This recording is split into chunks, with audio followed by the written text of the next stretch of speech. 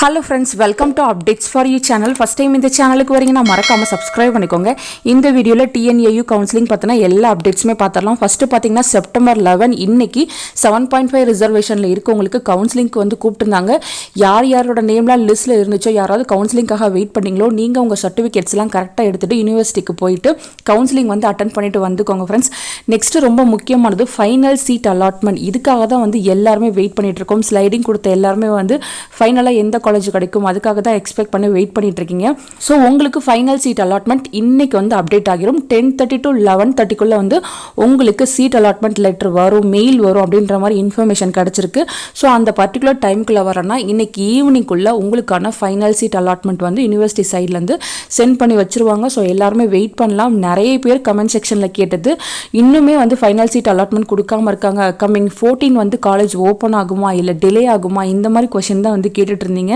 இன்னைக்கு final seat allotment கண்டிப்பா வந்துரும். ஸோ வெயிட் பண்ணுவோம் ஃப்ரெண்ட்ஸ். காலேஜ் ஓப்பன் பண்றதுல ஏதாச்சும் டிலே இருந்துச்சுன்னா நமக்கு யூனிவர்சிட்டி சைட்ல இருந்து மெயில் அனுப்பி இன்டிமேஷன் வந்து கொடுப்பாங்க. இதுவரை நமக்கு டென்டேட்டிவா சொன்னது செப்டம்பர் 14 காலேஜ் வந்து ஓப்பன் ஆகும் அப்படின்ற மாதிரி தான் சொல்லியிருக்காங்க. ஸோ மோஸ்ட்லி பார்த்தீங்கன்னா அந்த டேட்லேயே ஓப்பன் பண்ணிடுவாங்க. இன்கேஸ் ஏதாவது டிலே ஆச்சுன்னா உங்களுக்கு எப்போ வந்து ரீஓப்பன் ஆகுதுன்னு அகைன் வந்து அப்டேட் கொடுப்பாங்க. ஸோ இன்னைக்கு உங்களுக்கு ஃபைனல் சீட் அலாட்மெண்ட்ல என்ன காலேஜ் வருதோ அந்த காலேஜில் தான் நீங்க ஜாயின் பண்ணி படிக்க போறீங்க. இதுக்கப்புறம் பார்த்தீங்கன்னா ஸ்லைடிங் அந்த மாதிரிலாம் எதுவுமே கிடைக்காது. இப்போ உங்களுக்கு என்ன காலேஜ் கிடைக்குதோ அந்த காலேஜில் போய்ட்டு தான் ஃப்ரெண்ட்ஸ் நீங்கள் ஜாயின் பண்ணணும்.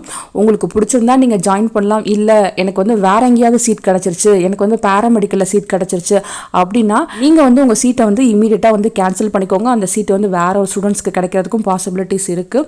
ஸோ இன்கேஸ் யாராவது வேற எங்கேயாவது ஜாயின் பண்ணி இன்னும் வந்து TNAUல சீட்டை வந்து கேன்சல் பண்ணாமல் இருந்தீங்கன்னா இமீடியட்டாக சீட்டை வந்து கேன்சல் பண்ணிக்கோங்க ஃப்ரெண்ட்ஸ். யூனிவர்சிட்டிக்கு போயிட்டு எல்லா ப்ரொசீஜரையுமே வந்து கம்ப்ளீட் பண்ணி முடிச்சுக்கோங்க.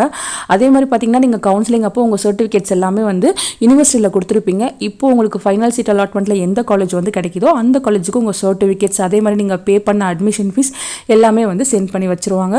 ஸோ ஃபர்தராக பார்த்தீங்கன்னா உங்கள் சர்டிஃபிகேட்ஸ்லாம் உங்கள் காலேஜ்லேயே வந்து நீங்கள் கலெக்ட் பண்ணிக்கிற மாதிரி இருக்கும்.